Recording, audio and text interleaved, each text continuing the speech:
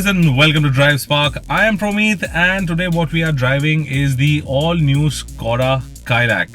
Now this is Skoda's newest sub 4 meter compact SUV and we are at Goa to drive this car and we'll be telling you everything you need to know about the all-new Kylaq. So first things first, let me tell you that Skoda has already announced the pricing of this Kylaq, and this sub 4 meter SUV gets a starting price of rupees 7.8 lakh and it goes all the way up to the 14.4 lakh mark for the top end variant, and these prices are ex-showroom. However, there are 4 variants that you get with this. There are 7 color options that you get with this, and yeah, this is a pretty good looking car.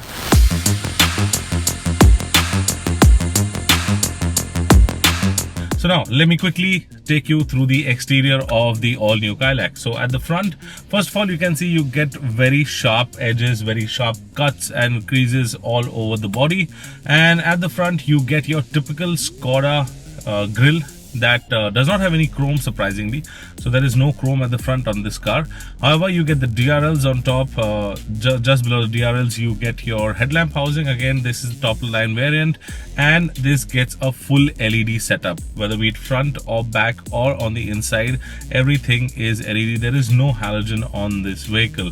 Very good thing, you have a typical big Skoda logo at the front, and the hood gets a very prominent creases, and it actually makes the car look way more muscular from the front end, especially with the all blacked out element. And this color that you have over here, this is the olive gold, and this color actually stands out. I think overall with the blacked out front look and this color combination, the car is looking pretty nice. Now if we move to the side of the vehicle, you will notice it gets these 17-inch beautiful multi-spoke alloy wheels that look good and they are very proportionate, goes overall well with the size of the car.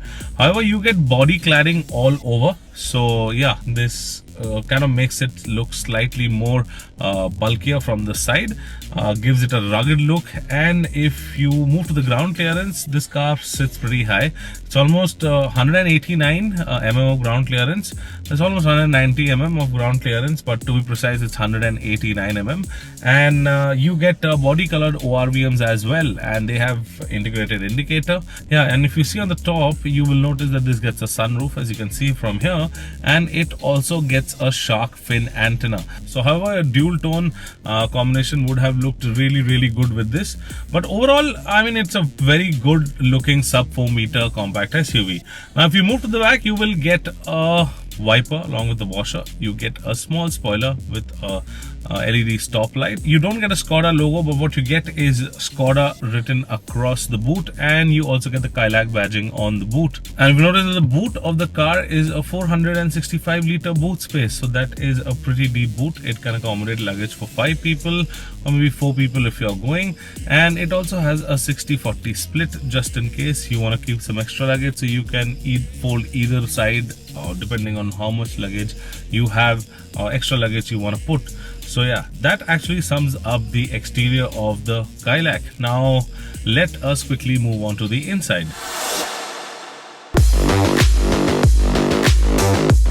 Now on the inside, you will notice that this gets a 2-spoke steering wheel like you have been seeing on the latest Skodas as well, like we saw on the Skoda Slavia. So this also, and also the Kushaq, so this gets a 2-spoke steering wheel. However, I'm not a big fan of the 2-spoke steering wheel. Somehow it looks a little incomplete, but yeah, I mean, overall the cabin is very nice. It's an airy cabin, and especially with the sunroof,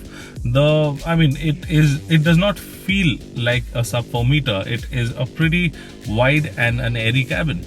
Now you can see you get this plastic material all over the dashboard. However, the dashboard, the fit and finish quality on the inside is pretty nice. You get some soft touch material like you get it on your armrest and over here on the door panel, but other than that, everything is finished in plastic. And you can see over here, this is all plastic, but it's good quality plastic. You have some chrome on the inside, and that is around the AC vents, around the gear lever, on the steering wheel. So that is the chrome you get on the inside. However, you can see you get an infotainment system that has Apple CarPlay, Android Auto, and the touch is really sensitive, and we don't have to put a lot of effort, and there is no lag in this as well. It gets a single zone automatic climate control, and talking about screens, it also gets one more screen. So it gets this virtual cockpit that's a full digital instrument cluster, and you can customize it a little bit according to your need. However, the steering mounted controls are very nice. They are not touch, but however, you get two rotary dials and some buttons around it. So half of it controls the infotainment system, and half of it you can toggle through your instrument cluster. Now, as I was talking about the AC controls over here, so it gets the same touch panel for the AC. However, I'm again not a very big fan of this. So this touch panel, just in case if you touch any button, it will automatically, change the setting by mistake if you touch it. But yeah, it looks good. It's got a small screen, and in the screen you can get the temperature for the AC. You can also see the fan speed, and yeah, a lot of things. Now this gets ventilated seats as well. The front, both the seats are ventilated, and you have a few buttons over here for ventilation, and you have a lock and lock over here, you have a hazard, and you have an automatic start stop button right over. Now below you get your charging units. So you get a wireless charging pad, you get two type C's, a 12-volt charging socket. Your gear lever is very nice. This is an automatic, so there is an automatic and a manual, and you get a manual handbrake and a lot of storage space in the car, especially in the door. Two cup holders over here, and obviously I mentioned the boot. If we talk about the seats, now the seats are very nice. They get some contrast stitching as well, and they are all blacked out. So it's a pretty comfortable seat that I have in, and especially this armrest. So this armrest can be moved front and back depending on how the driver wants it, and you can also open it, and there is a storage space right underneath the armrest. And obviously you have a glove box that also has a lot of storage space as well. You get an auto dimming IRVM on the inside. However, the passenger gets a vanity mirror, but the driver does not get a vanity mirror. And if you talk about the rear seating, so the rear seating, you get 3 adjustable headrests, 1 armrest, you get AC vents, type C charging sockets, and you also get seat storage that is right behind the front 2 seats, and you also have a place to keep your phone. So there's a phone pocket as well, which is again a very good thing that they have provided. However, if we talk about the space at the back, the seats are very good. They are fixed seats, and they have decent under thigh support. They have good backrest, and obviously the headrest is adjustable. So the headrest, they are a little small, but one can do with it. It's not something that you will be very uncomfortable with. So yeah, that's how the cabin of the all new Kylaq looks like. It's a pretty premium cabin, I must say, especially the top of the line variant that we have over here. So the amount of money that you will spend on the Kylaq, like everything is very premium on the interior as well. So now let's talk about the drivetrain of the Kylaq. So we've driven the car for some time on the streets of Goa, and once again there were a lot of potholes, there were hills, there were downhills, and there was a lot of traffic. Obviously it's very narrow roads around here. So what we felt is that, first of all, let me give you a quick engine brief on this. So this is powered by a 1-liter turbo petrol engine, and it's a 999cc. It's a 3-cylinder turbo petrol engine, and this produces 114 bhp of power and 178 Nm of peak torque. Yeah, the torque figure is slightly higher, so that is good.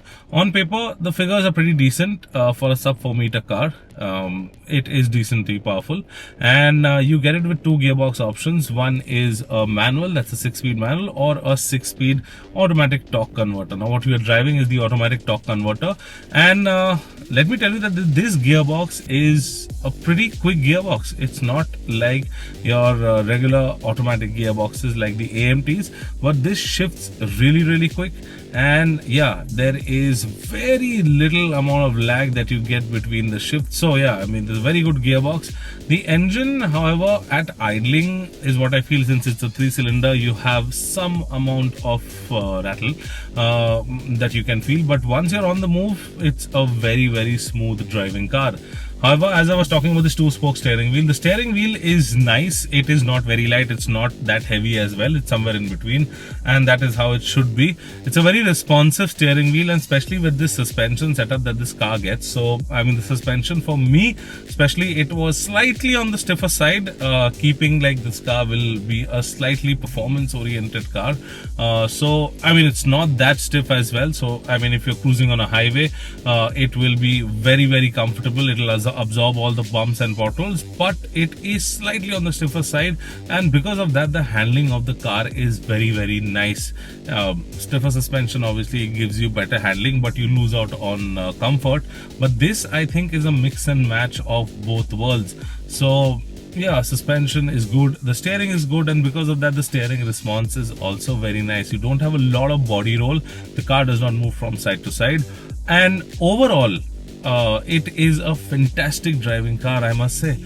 However, if we talk about the mileage of this, so company claims that we could not do a mileage run right now, but the company claims that we'll get around close to around 19.5 from both, from a manual or an automatic. Now we'll be doing a mileage test later on, and we'll be telling you how far is that true in the city on the highway. But as of now, the claimed mileage figure for both is around 19 and a half for the manual and the automatic. That's this one, the torque converter. As far as safety goes, now this gets 6 airbags. It gets traction control that can be switched off from the screen over here. It also gets ABS, TC as I mentioned, EBD. So, and yeah, this is a 5-star rated car. So they have done a crash test, and this came out with flying colors. So yeah, I mean, 5 stars, 6 airbags, and you have all the stability controls that you want. So I think the Kylaq can be your next good choice if you're buying a sub 4 meter car. And yeah, it's a pretty good looking car. Once again, let me tell you the pricing. So the pricing starts at almost 7.8 lakh rupees ex-showroom for the base variant, and it goes all the way up to the 14.4 lakh mark, again ex-showroom price. You get 4 variants and 7 color options. However, I like this color, that's the olive gold, the best. I think this color just stands out. So yeah guys, if you're looking for a sub 4 meter car in the market, you can definitely go check out the all new Skoda Kylaq. It's a pretty good looking car. It's decent. The power is very decent. It's loaded with features, and yeah, it definitely is an eye catcher, especially in this color. So I hope you like this video. If you like it, please give it a thumbs up, share and subscribe to all our social media channels. I'm Pramit signing out. See you next time. Thank you so much for watching. Take care, be safe, and drive safe.